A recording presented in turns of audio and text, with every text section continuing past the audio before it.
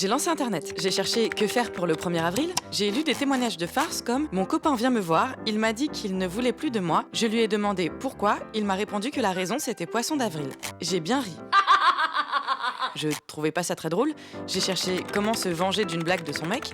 Je suis tombée sur « Agressé par son ex, il se défend avec un godemiché. » Pour parer les coups, l'homme s'était emparé d'un sextoy. Il brandit un godemiché de 60 cm. Je me suis demandé si 60 cm ça faisait pas un peu beaucoup. J'ai décidé de réviser l'anatomie du corps humain. Il est à noter que l'artère splénique donne des branches principales en diamètre. J'ai pensé Boring. J'ai cherché « Peut-on mourir d'ennui ?» J'ai vu « L'ennui peut vous tuer.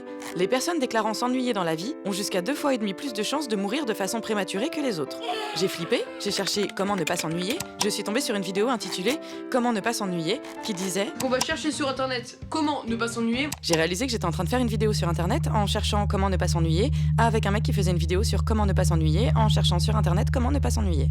J'ai pensé, Ça s'appelle l'inception. Les rêves semblent vrais tant qu'on est dedans. j'ai cherché comment savoir si on est dans un rêve. Quelqu'un conseillait, parle avec des gens, leur discours est complètement incohérent. J'ai parlé à un copain, j'ai dit coucou, ça va? Il m'a répondu petit pois café. C'était complètement incohérent. Je me suis dit que j'étais effectivement dans un rêve. J'ai regardé à quoi ressemblait la vie dans les rêves.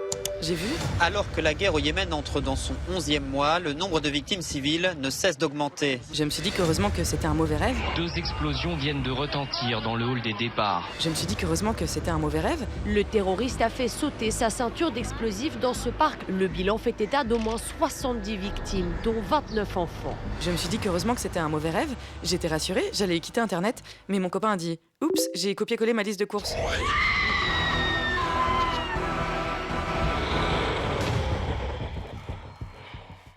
Tu disais? J'étais pas dans un rêve, j'étais dégoûtée et j'ai quitté internet.